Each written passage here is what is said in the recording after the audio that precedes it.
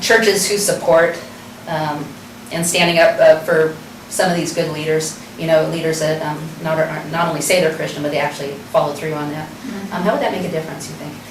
Oh, I can tell you, if all the Christians would vote, and they would vote for the pro-life candidates, Oregon and the nation would be an entirely different place. It would not be in the pickle that we're in now.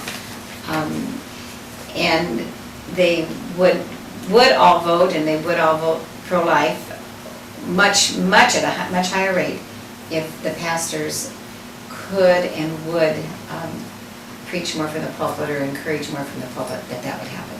Yeah. So we would like to see that, and it doesn't happen as much as we'd like to see. Yeah.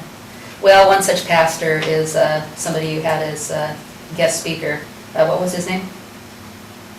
The pastor that was... Oh, yes, I'm sorry.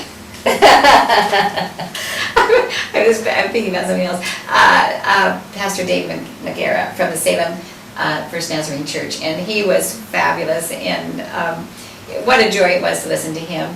And there are many pastors just exactly like him, and it was an honor to have him come. Is he one of the pastors that actually will dare to talk about life issues and different policies from the pulpit? I can't tell you everything. I'm not a member of his church, but I will say, in the invitations that I have extended through the years, there are some pastors that would prefer not to come and have an open stand for pro-life like this pastor has.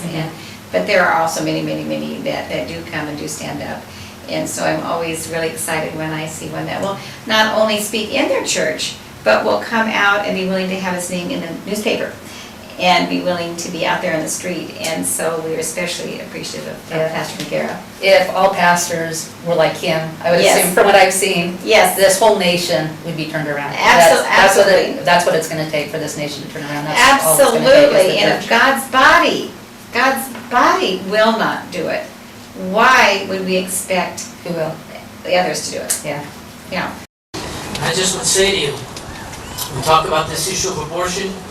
It is not a scientific issue or a medical issue. It is a conscience issue, because that line is different in every state, and that line moves as the years go by. And as our public conscience shifts and it moves back and forth, hopefully here in Oregon, oftentimes the laws and the regulations and the statutes follow, and sometimes those are actually overturned. And I plead with those who are in office to legislate for life. Thank you. Moses stood before the people and he exhorted them, "Today I have given you the choice between life and death, between blessing and curses. And now I call on heaven and earth to be the witnesses of the choice that you make. Oh, that you would choose life so that you and your descendants might live." There are far more choices being pro-life than there is being pro-choice. Choose life. Choose blessings so that your descendants might live. It's a conscience issue. This past Wednesday evening, we listened to the President stand before the people of Arizona, and he made an appeal to the nation. We get serious about coming together and protecting life. He appealed to the conscience of the nation. What a need.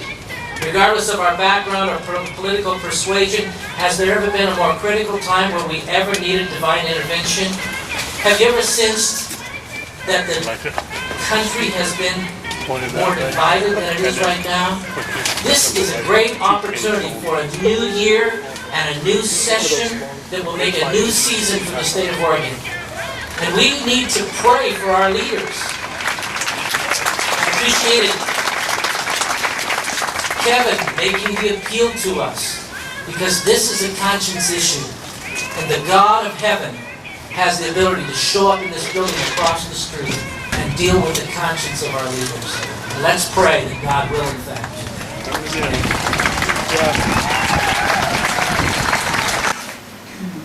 Okay, well, life or death, and our nation's, we're in a crossroads. We've been hearing that, but I think we've been in a crossroads for several years, and I think it would have been better had we chosen life back then. Absolutely. God's been merciful to give us another chance. I think that in this last election, in answer to prayer, many, many prayers around the United States. I believe this last election was his mercy to give us a reprieve and give us a chance now to recoup and perhaps make some right decisions. Yeah, let's take advantage of that. Yes. The last time that you were on the show, you had mentioned women in churches. Some of them sit there in the pews just desperate Yes. to find healing. Yes. Can you talk Yes. about that?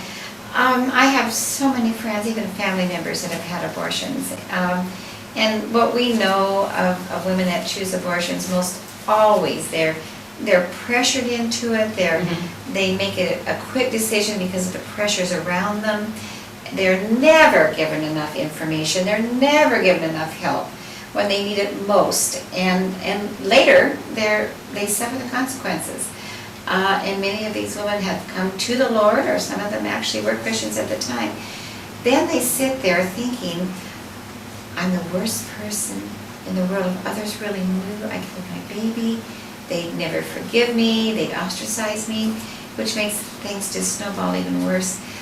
Women sitting in churches need help, they need hope, and there is help, and there is hope through all the pregnancy support, post-abortion counseling classes that are out there. It's wonderful. The women I know that have been through these classes are filled with the forgiveness God gives them. They're filled with new purpose, new joy, new hope, and even though they still carry the scar of their dead baby, they've been forgiven, and they now go out with a purpose, and a lot of that purpose is to stop abortion. Warn other people, yeah. Yeah, You know, and a lot of times when we're caught in a bad situation, when God helps those out, Yes, we wind up being empowered by that. yes, yeah, the comfort you've been comforted with, you use to comfort others. That's Yeah. from Corinthians. Yeah. Yeah. You know, and I hope that people can take that away from this show.